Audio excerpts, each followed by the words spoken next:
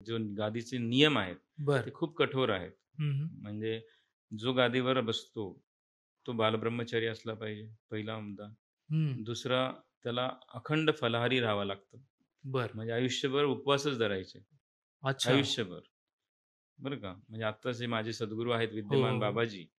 त्यांचा जवळपास 46 वर्ष झाले आहेत. त्यांनी भाजी, भाकर, डाळ-भात खाल्लेली नाही. काहीच नाही. बरं. उपवासाचंच ते अन्न. फळं, फलाहार हं. करतात. आणि ते सुद्धा कोणासमोरही न घेणं. हां. बरं का. ही फार मोठी गोष्ट आहे, हं. की कोणासमोरही आजसुद्धा कोणीही पाहिलेलं नाही. 46 वर्षामध्ये पाणी पिताना सुद्धा त्यांना कोणी पाहिलेलं नाही. जेही बापरे! त्यांनी पाणी प्यायचं असेल किंवा हं. फराळ करायचं असेल, तर ते कुटियामध्ये हां. आतमध्ये ठेवलं जातं. पुजारीसुद्धा बाहेर येतो.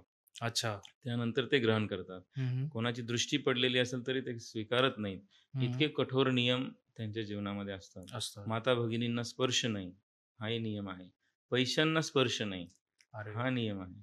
दररोज ब्रह्ममुहूर्तावर उठणं, हं. थंडी असो, ऊन असो, पाऊस असो, काहीही काही असलं असू तरी दे.